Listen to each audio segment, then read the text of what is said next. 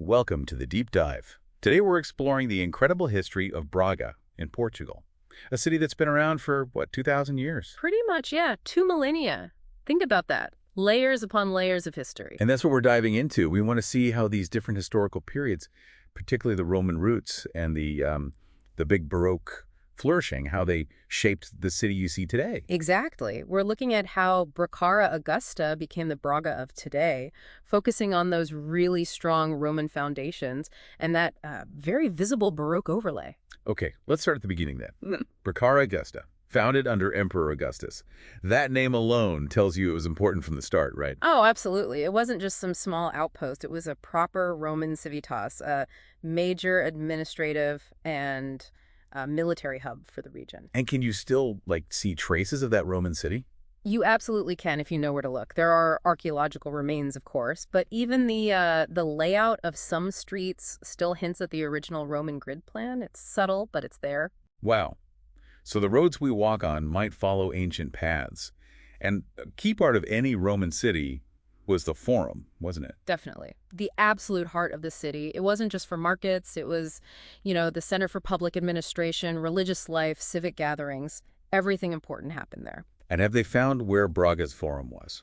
They have. And what's really fascinating is that they found evidence of the main Roman roads, the Cardo Maximus running north-south, and the Dihomanus Maximus east-west beneath the current main roads. So they basically set the main axis of the city way back then. Exactly. The core structure laid down 2,000 years ago still influences the city's shape. It's quite something. That's incredible.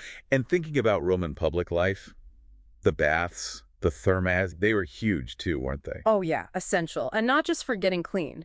They were massive social centers, places to relax, exercise, meet people, conduct business, the works. Sort of like a community center and health club rolled into one. Kind of, yeah. And the scale in Braga seems impressive. The sources suggest they might have stretched over a really large area. Popular Street, the Biscaños Gardens area, Largo de A Suto. whole district almost. Possibly.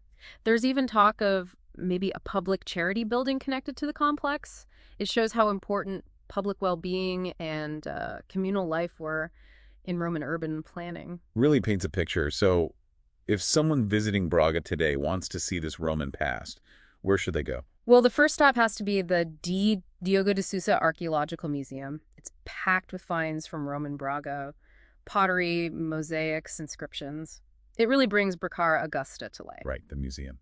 Makes sense. Yeah. Are there spots in the city itself, like markers or ruins? Yeah, definitely. There's the Memorial to Braga Augusta, which specifically marks the city's foundation by Augustus, a clear link. Okay. And then there's something called the Wall of the Public Outlier of Insulated Conservation.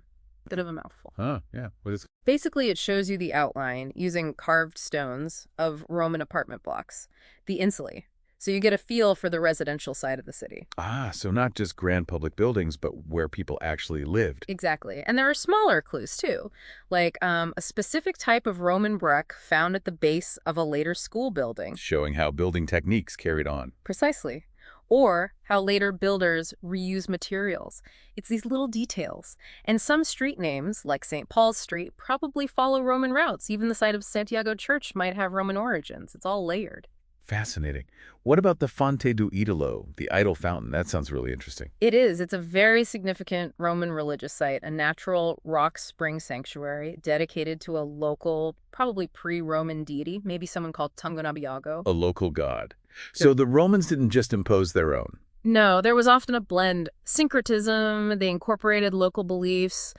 The fountain has this amazing inscription and carvings. It gives us real insight into the religious landscape of the time. A mix of cultures. And you mentioned the Forum earlier. Have they found walls or boundaries for that? Yes, parts of the Forum Roman wall have been found, specifically the northwest and southwest corners, so we can map out that central space better. Okay. And speaking of public spaces, we can't forget the Roman theater, the Teatro Romano. Right. Entertainment was big for the Romans. Yeah. Was it a large theater? Seems like it. Based on the remains, it was a substantial structure. It would have seated a lot of people for plays, spectacles, that kind of thing. Shows the cultural side of Roman urban life.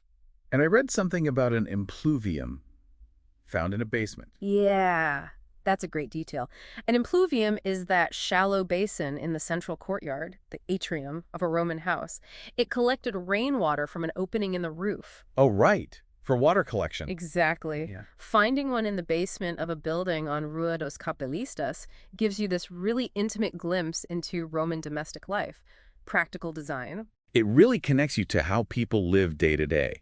So Roman Braga was clearly this well-planned, thriving city with public spaces, religious sites, entertainment, homes. Absolutely. A structured, organized, important Roman center.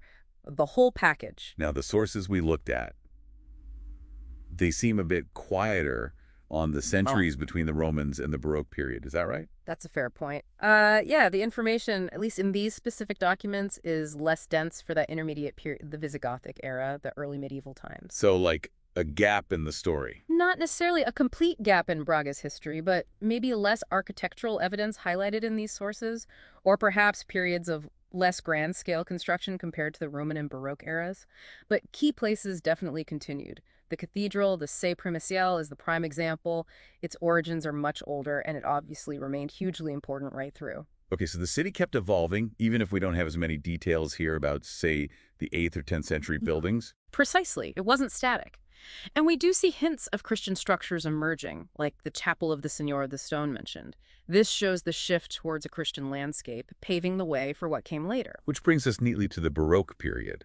This seems to be another era where Braga really expressed itself architecturally. Oh, massively. The Baroque era, roughly 17th and early 18th century, fundamentally reshaped the visual character of Braga. It was all about grandeur, drama, ornamentation, a very theatrical style. And the cathedral, the Say, comes up again here. It wasn't just left as it was. Not at all. While its core is much older, it got significant Baroque makeovers. You see it in the towers, parts of the facade, and especially inside, lots of ornate decoration, gilded wood carvings, that sort of thing. It's a living building showing layers of history. A real mix of styles. Yeah. And the Igreja de Vicente, that's mentioned as a key Baroque example.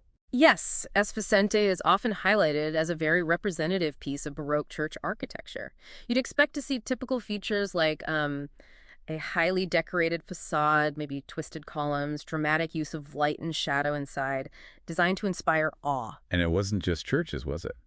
The Palacio de Rayo, a civic building. Exactly. The Palacio de Rayo is a fantastic example of Baroque secular architecture. Very grand, elaborate facade, shows the wealth and status of the time, but applied to a palace rather than a church. And the Casa dos Crivos is mentioned too, likely another example from that period, maybe showing how Baroque style influenced residential buildings as well. Okay, and the Arco de Porta Nova, the New Gate Arch. That one's interesting because it seems to span the eras. Roman origins, but also Baroque prominence. Yeah, that's a great example of continuity and change. It probably started as a Roman gate, maybe quite plain and functional. Then, during the Baroque period, it was likely rebuilt or heavily embellished in the fashionable style of the time. So it kept its function as a gate, but got a style update. Pretty much. It becomes this monumental entrance reflecting Baroque taste, built upon Roman foundations. It physically links the different eras. And Largo de Paso, that public square we talked about from Roman times, still important in the Baroque era. Absolutely. Central squares like that remain vital. In the Baroque period, it would have been surrounded by buildings reflecting that architectural style. Imagine the grand facades facing onto the square. It would have been the stage for public life, framed by this impressive Baroque architecture. The map we have, the Baroque itinerary, really shows a concentration of these significant buildings in the city center. Right, the visual confirms the descriptions. Yeah. While you have to be careful reading too much into just a map, the density of Baroque sites marked in the core of the city definitely reinforces its importance during that period. So looking back at everything, Braga isn't just a Roman city or a Baroque city. It's both and more. The sites tell a story of continuous evolution. Exactly that. It's a layered city, each era built on what came before, sometimes reusing, sometimes transforming. Sites like the cathedral or the Arco da Porta Nova really embody that. You can almost peel back the layers just by looking at them. It's this dynamic history that makes Braga so fascinating. So to wrap up our deep dive today, Braga presents this amazing blend, doesn't it? You have the deep roots of Roman Bracara Augusta providing the foundation, and then this really vibrant, visually powerful Baroque legacy layered on top. That sums it up perfectly. Walking through Braga today, you're literally walking across Roman foundations, often surrounded by the splendor of Baroque architecture, past and, well, slightly less distant past, coexisting. It really makes you think. Knowing that the Roman city plan is physically underneath the Baroque facades, Mhm. how does that change how you might experience walking through Braga? Knowing that unseen layer is there, and maybe more broadly, what hidden histories lie beneath the streets of our own cities? That's a great question to leave with. It reminds us that history isn't just in museums or monuments, it's often right under our feet, shaping our present in ways we don't always realize. Definitely something to ponder. If you, our listener, want to dig even deeper into Braga's rich history, we absolutely recommend checking out the sources we used. You can find links and more information on the Braga City Council website. They offer a much richer picture than we could cover in our time here. Thanks for joining us on this deep dive into the layers of Braga.